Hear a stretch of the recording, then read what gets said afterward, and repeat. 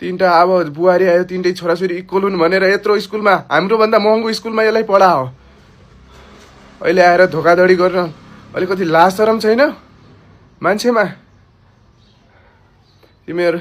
तिमीहरूले यो रश्मि पनेरू जस्तो मान्छेले गर्दाखेरि अरू मान्छेमा पनि इफेक्ट गरिरहेको छ समाजमा। सबै तै जस्तो हुँदैनन्। भोलि कसै बुहारी छोरीको भिसा लागेको हुन्थ्यो, मान्छे 10 चोटि सोध्न बाध्य भए। अब यसको लाग्दा सबै त यो जस्तै इन्टेन्सनले त जाँदैन होला नि त विदेश। सबै राम्रै सपना देखेर जान्छन् होला, राम्रै गर्छन् होला। सबैले सुखमा मात्र साथ दिँदैन, मान्छेले दुःखमा पनि साथ दिन्छ। सुखमा साथ दिने, दुःख पर्यो भने सुरै भाग्ने, बाटो आफ्नो अलग गर्ने। रिजन के छ? डिभोर्स दिनुको के छ? सबै घर परिवार छोड्नुको भन्दा अमेरिका आए, मेरो मन चेन्ज भयो अरे। भोलि मेरो मन पनि लाग्ला, मैले जे पनि गरिदिन्छु, मेरो मन लाग्यो मैले गरेँ भन्न पाउँछ? यदि पाउँछ भने ठिक छ।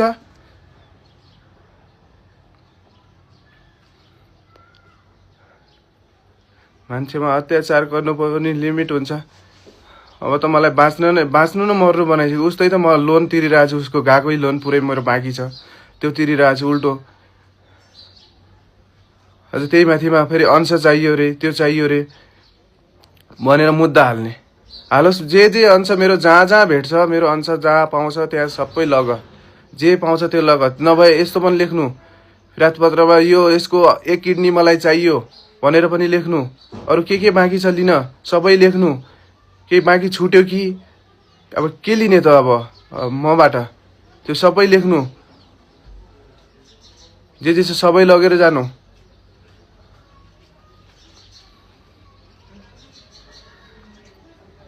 पैसा जति सबै लगेर पहिला अब मैले के मसँग मेरो त अदालतमा जाने हैसियत नै छैन। मसँग 1 रुपियाँ नै छैन। यहाँबाट गाउँ जाने भाडा छैन मसँग। उस्तै त म ब्याज तिर्छु ब्याङ्कमा, टाइममा उसैको गएको ब्याज। अनि त्यही माथिमा मलाई पैसा तिर्नुपर्छ भनेर उल्टै म माथि अंश दाबी मुद्दा। मलाई चाहिँदैन केही पनि, मलाई मान्छे पनि चाहिँदैन, मलाई अंश नै। जे गर्न मन लाग्छ गरे हुन्छ। मेरो अंश कहाँ छ के छ सबै लगोस्। मेरो आमा बाउको पैसा थियो, ठिक छ। मैले आमा बाउलाई सम्झाएर यसो भन्छ हाम्रै भविष्यको लागि लगाएको थिएँ, त्यो म माथि धोका भयो, ठिक छ। त्यो पनि लगोस्। मलाई त्यो पैसा पनि चाहिँदैन, मलाई मान्छे पनि चाहिँदैन। हामीहरू बरु एक छाक खाउँला, तर यस्तो मान्छे चाहिँदैन। यस्तो मान्छे अरूको लाइफमा पनि नपरोस्, कसैको लाइफमा नपरोस् यो मान्छे।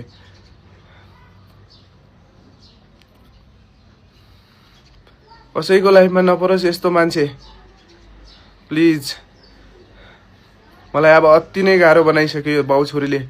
मसँग 1 रुपियाँ पनि छैन लड्नको लागि। मैले कहाँबाट ल्याउने अब यसलाई लड्नको लागि?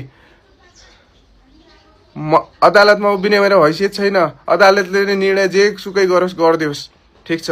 यदि केही हुन्छ भने पनि चारजना छु घरको, मम्मी बुवा म भाइ, सबैलाई लगोस्।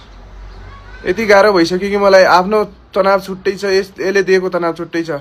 म पनि एउटा स्टुडेन्ट हो, मैले कहाँबाट पैसा ल्याउँछु? म पनि पढिरहेको छु कलेजमा, मैले पनि फी तिर्न सकेको छैन। नेक्स्ट मन्थ मेरो इक्जाम छ, बोर्ड इक्जाम छ। मैले पढ्ने कि योसँग लड्ने कि आफ्नो आमा बाउलाई सम्झाउने कि आफूलाई सम्झाउने कि मैले के गर्ने? मैले कहाँ जाने? मैले बाँच्न पाउने कि नपाउने यति भनिदियोस्। मलाई मार्छ भने पनि मेरो 4 जनालाई मारिदियोस् के।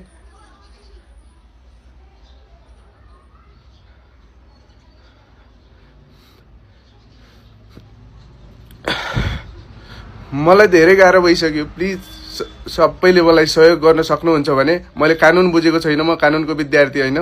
कसैले कानुन बुझेको छ भने प्लिज मलाई सहयोग गरिदिनु होला। मसँग कानुन, मलाई लयर हायर गर्ने मैले भनिदिइसकेँ, मसँग 1 रुपियाँ पनि छैन। सक्नुहुन्छ भने सबै नेपालीले आफ्नो तर्फबाट मलाई सहयोग गरिदिनु होला। मेरो जिन्दगी त बिग्रियो। हजुरहरूले कसैलाई पनि विदेश पठाउनुभन्दा अगाडि 10 चोटि सम्झेर विदेश पठाउनु होला, नत्र मेरो जस्तै कसै